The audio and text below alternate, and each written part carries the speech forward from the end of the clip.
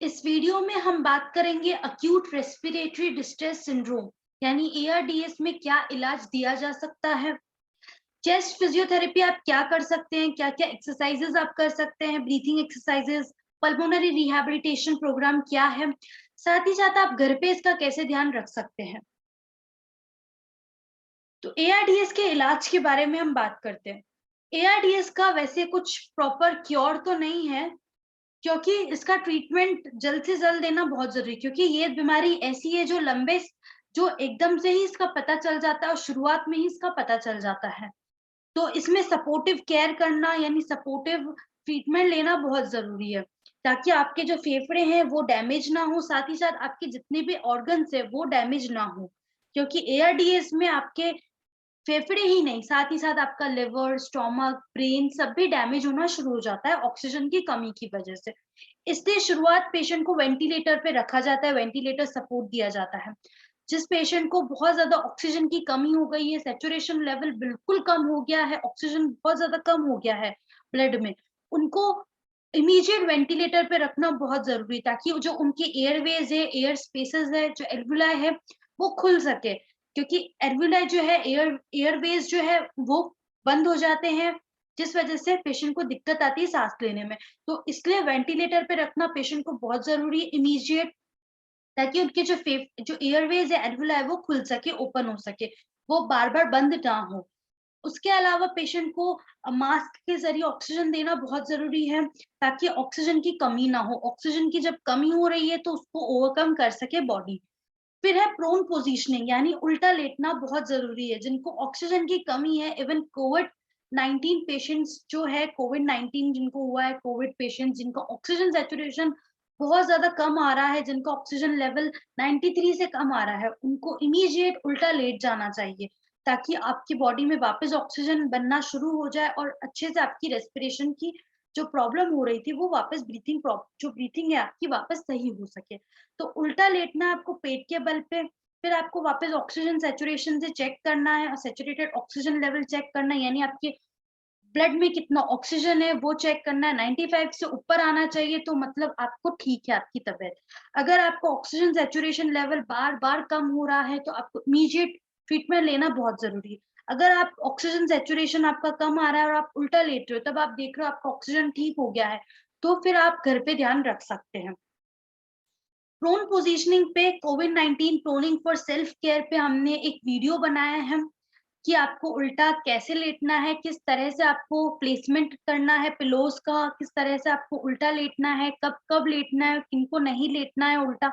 इन सब के बारे में हमने एक वीडियो बनाया है, जो है हमारा covid 19 proning for self care. अब एआरडीएस में सेडेशन मेडिसिन दी जाती है, जैसे ताकि आपको सांस लेने में जो दिक्कत आ रही है, फेफड़ों में जो दर्द हो रहा है वो ठीक हो सके। इसके लिए मेडिकेशंस दी जाती है। इसमें पेशेंट्स को, ताकि पेशेंट का जो रिस्क है वो नहीं हो, बढ़े नहीं पेशेंट की दिक्कत, और जल्द से जल्द पेशेंट की दिक्कत ठीक हो सके। फिर फ्लूइड मैनेजमेंट करते हैं, क्योंकि एआरडीएस में डाययूरेटिक्स मेडिकेशन होती है वो दी जाती है, ताकि जो एक्सेस फ्लूइड है, जो बॉडी में एक्सेस फ्लूइड बन रहा है, फेफड़ों में एक्सेस फ्लूइड बन रहा है, वो धीरे धीरे निकल सके, बाहर आ सके, और पेशेंट को दिक्कत जो आ रही है वो ठीक हो सके। इसके लिए डाययूरेटिक्स दिए जाते हैं। फिर extra corporeal membrane oxygenation ECMO दी जाती है। ये ट्रीटमेंट, इसके लिए ब्लड जो है वो आपके बॉडी में दी जाता है, पंप किया जाता है, ताकि आपकी बॉडी में ऑक्सीजन बनना शुरू हो जाए, ऑक्सीजन की कमी ना हो, ताकि आपकी बॉडी में वापस ब्लड आना शुरू हो जाए। तो अगर ब्लड आता है तो ऑक्सीजन वापस बनना शुरू हो जाए, क्योंकि जितना अच्छा ब्लड होगा उतना ही अच्छा ऑक्सीजन होगा, ताकि आपकी बॉडी में ऑक्सीजन ज्यादा बने और CO2 निकल सके। तो ये एक तरह की हाई रिस्क है थेरेपी, मतलब इसमें बहुत ज्यादा कॉम्प्लिकेशंस देखने को मिलते हैं, क्योंकि इसलिए इसको हर एआरडीएस पेशेंट्स में नहीं दी जाते हैं। डिपेंड करता है पेशेंट की कंडीशन क्या है, तब ही ये ट्रीटमेंट, ईसीएमओ का ट्रीटमेंट दिया जाता है। फिर चेस्ट फिजियोथेरेपी की हम बात करते हैं, तो कुछ ऐसी फिजिकल स्ट्रेटजीज, फिजिकल थेरेपीज है, ताकि आपके जो सिक्रीशंस बन गए हैं लंग्स में, फेफड़ों में बहुत ज्यादा, वो जल्द से जल्द बाहर बाहर आ सके, और आपको जो शॉर्टनेस ऑफ ब्रीथ की दिक्कत आ रही है, सांस लेने में जो दिक्कत आ रही है वो ठीक हो सके।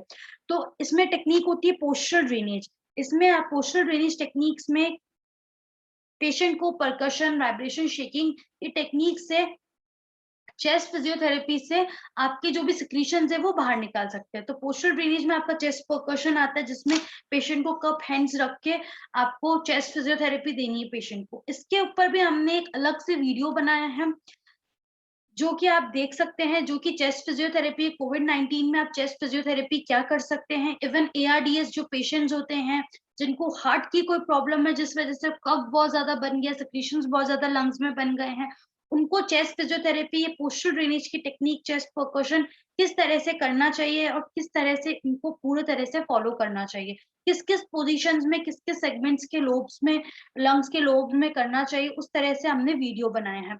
तो ये हमारा वीडियो है कोविड-19 चेस्ट फिजियोथेरेपी पे, पोस्ट कोविड एक्सरसाइजेस पे पोस्चरल ड्रेनेज।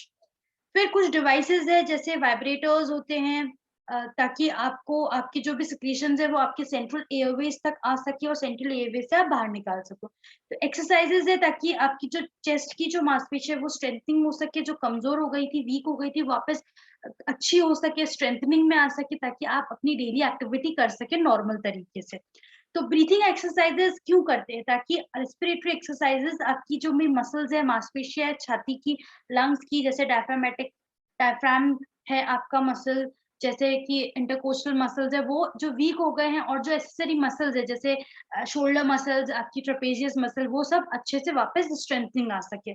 आपका डायफ्राम जो मसल्स है उनकी स्ट्रेंथनिंग हो सके, ताकि आपकी ब्रीथिंग प्रॉब्लम जो हो रही थी वो ठीक हो सके।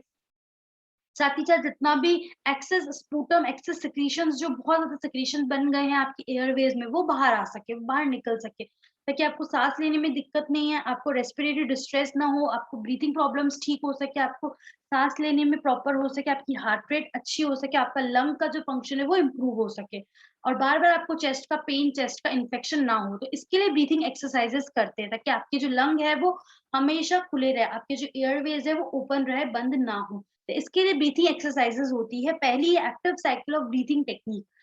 इसमें शुरुआत में आपको ब्रीथिंग कंट्रोल करनी है, यानी आपको नॉर्मल ब्रीथिंग करनी है, नाक से अंदर सांस लेनी है, मुंह से छोड़ना है। ऐसे आपको 5-6 बार करना है, नॉर्मल, बिल्कुल बॉडी को रिलैक्स करते हुए करना है। फिर आपको डीप ब्रीथिंग करनी है, यानी आपको नाक से लंबी गहरी सांस अंदर खींचनी है, होल्ड करके रखना है आपको 3 सेकंड 5 सेकंड तक अंदर ही, फिर मुंह से छोड़नी है, यानी नाक से अंदर लेनी है सांस, लंबी गहरी सांस खींचनी है, होल्ड करके रखना है और मुंह से निकालना है। ऐसे आप 5-6 बार करेंगे। फिर उसके बाद आपको हफिंग करनी है, यानी आपको वापस नाक से लंबी सांस खींचनी है, फिर आप मुंह से सांस नहीं निकालेंगे, आप मुंह से हॉ हॉ करते हुए, हफ करते हुए बाहर निकालेंगे। यानी आपको एक्सहेलेशन, जो नॉर्मल एक्सहेलेशन करते हैं वो नहीं करना, आपको हफिंग करते हुए, हफ करते हुए आपको मुंह से सांस बाहर निकालनी है। तो इस तरह से आपको लंबी गहरी सांस खींचनी है और हो करते हुए बाहर निकालनी, ताकि जितना भी आपकी सिक्रीशंस छाती में भर गए हैं, लंग्स में जितने भी सिक्रीशंस भर गए हैं, वो सिक्रीशंस आपके गले तक, थ्रोट तक आ सके, सेंट्रल एयरवेज तक आ सके, और वो इजीली आप बाहर निकाल सके। दूसरी है कफिंग एक्सरसाइज। इसमें आपको बिल्कुल रिलैक्स रखना है ना, इसमें भी जो भी सिक्रीशंस आपके बन गए हैं लंग्स में, वो निकल सके, म्यूकस जो बन गया है, जो भी सिक्रीशंस कफ बन गया है वो इजीली बाहर आ सके। तो इसमें भी आपको बिल्कुल रिलैक्स तरीके से बैठना है। फिर शुरुआत में आपको नॉर्मल ब्रीथिंग करनी है, नाक से अंदर लेनी है सांस, मुंह से छोड़नी है 5-6 बार।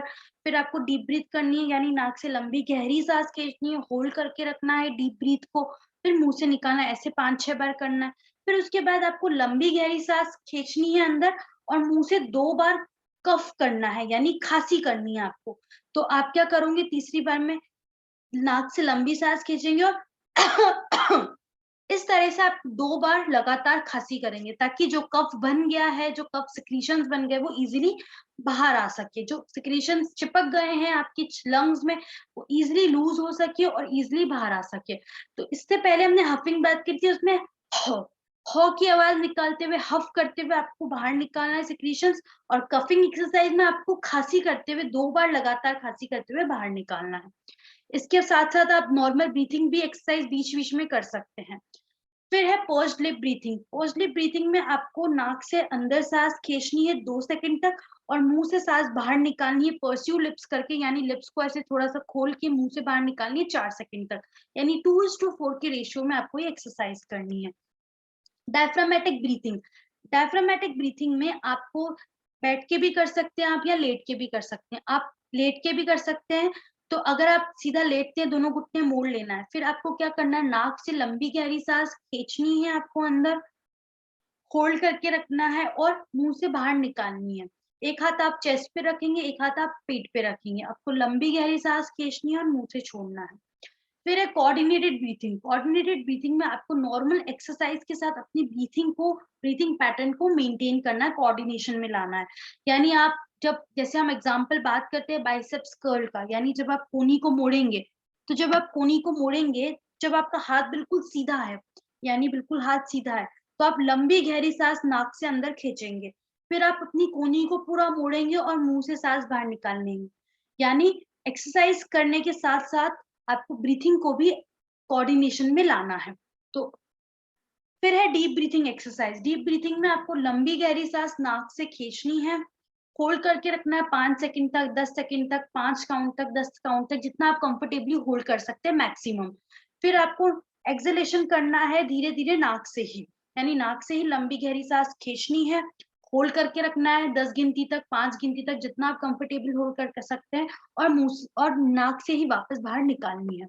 Incentive respiratory spirometry. स्पायरोमीटर आपको मार्केट में मिल जाएगा। ये स्पायरोमीटर बहुत अच्छी डिवाइस है। इसमें आप कंफर्टेबली बैठ जाएंगे और स्पायरोमीटर का माउथ पीस होता है, वो आपको अपने मुंह में रखना है, माउथ में रखना है।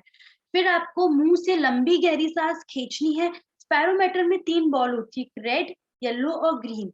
तो आपको वो तीनों बॉल उठानी है, यानी माउथ पीस को, आपको स्पायरोमीटर के माउथ पीस को मुंह के अंदर रखना है, मुंह से लंबी गहरी सांस खींचनी है अंदर और बॉल्स को उठाना है, होल्ड करना है एक पॉइंट पे बॉल्स को, फिर रिलैक्स। ऐसे 10-15 बार करना है आपको हर 2-2 घंटे में। फिर उसके बाद आप स्पायरोमीटर को उल्टा कर देंगे और जितनी बार आपने मुंह से अंदर सांस ली थी, वैसे ही आपको मुंह से बाहर निकालनी है। यानी आप स्पायरोमीटर को पूरा उल्टा कर देंगे, माउथ पीस को मुंह के अंदर रखेंगे। अब क्या करना है, आपको एक्सहेलेशन करना है, यानी अब अंदर नहीं खींचना, आपको मुंह से बाहर सांस निकालनी है, यानी ब्लो करना है एयर को, मुंह से बाहर निकालनी, एक्सहेलेशन करना है जब आप उल्टा करेंगे स्पायरोमीटर को।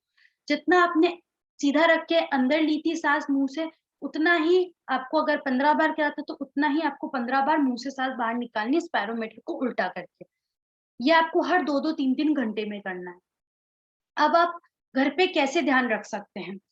तो अगर आपको कोई दिक्कत हो रही है एआरडीएस की, तो इमीडिएट ट्रीटमेंट लेना बहुत जरूरी है। इमीडिएट अपने कोई भी डॉक्टर है, जो भी आपकी डॉक्टर है, उनसे सलाह लेना बहुत जरूरी है। साथ ही साथ अगर आप अल्कोहल लेते हैं, स्मोकिंग करते हैं, तो उसी समय आपको बंद कर देना, या फिर आप ऐसे लोगों के साथ उठते बैठते हैं जो स्मोकिंग बहुत ज्यादा करते हैं, तो उनसे भी आपको एआरडीएस की प्रॉब्लम हो सकती है। तो ये चीज अवॉइड करनी है। साथ ही साथ अगर आपको वैक्सीनेशन नहीं हुआ है, तो आपको वैक्सीन लगाना, टीकाकरण कराना बहुत जरूरी है। फ्लू की, इन्फ्लुएंजा की वैक्सीन लगाना, उसका शॉट लगाना बहुत जरूरी है। निमोनिया वैक्सीन लगाना हर 5 साल में बहुत जरूरी है, ताकि आपको लंग्स का इन्फेक्शन बार बार ना हो। तो टीकाकरण कराना बहुत जरूरी है। अगर आपको कोविड-19 नहीं भी हुआ है, या फिर अगर आपको कोरोना वायरस की भी बीमारी हुई है, तब भी आपको वैक्सीन लगाना बहुत जरूरी है, ताकि आपके लंग्स के, फेफड़ों की जो दिक्कत हो रही है वो बार बार ना हो, और जितनी दिक्कत हो जाती है आप बिना वैक्सीन के, तो उतनी दिक्कत ना हो। तो इसके लिए वैक्सीन लगाना बहुत जरूरी है। आप हर 2-2 घंटे में daily oxygen saturation level check करिए। पल्स ऑक्सीमीटर आता है, आप मार्केट से खरीद लीजिए, फिंगर टिप पे रख लीजिए, और आपका oxygen saturation level, SpO2 level आप चेक करते रहिए। ब्रीथिंग एक्सरसाइज जो बताई, वो आपको दिन में 3 से 4 बार डेली करनी है। सब एक्सरसाइज आपको 10-10 बार करनी है, और हर एक बार में आपको 5 से 10 सेकंड तक होल्ड करके रखना है एक्सरसाइज को। मतलब एटलीस्ट आपको एक्सरसाइज 3 से 4 बार तो दिन भर में करनी है, 10-10 बार। हर एक बार में 10 बार करनी है हर एक एक्सरसाइज। अच्छी डाइट लेनी है, अच्छा खान-पीन लेना है, पानी ज़्यादा पीना है, बॉडी को हाइड्रेट रखना है, ताकि बार-बार जो आपका सिक्रीशंस है, म्यूकस है, वो चिपके नहीं लंग्स में। एक्सरसाइज का रूटीन बना लेना है, डेली एक्सरसाइज करनी है, आपको पानी ज़्यादा पीना है, साथ ही साथ रेस्ट भी ज़्यादा करना है। डेली अच्छे 8 घंटे की नींद लेनी है, आपको अच्छी डाइट लेनी है, स्ट्रेस फ्री रहना है, बिल्कुल टेंशन में नहीं रहना है, बॉडी को बिल्कुल रिलैक्स रखना है। जब भी आपको साँस लेने में दिक्कत आ रही है, जब आप सैचुरेशन लेवल चेक करते कम होता है, तो उसी समय आपको उल्टा लेट जाना है प्रोन पोज़ीशन में। लंबे समय तक खड़े रहना, बैठे रहना अवॉइड करना है। साथ ही साथ भारी-भारी सामान नहीं उठाना है, ताकि लंग का डैमेज, लंग की इंजरी ना हो, और एक्टिव रहना है। तो ये सब आपको घर पे ध्यान रखना है। Thank you.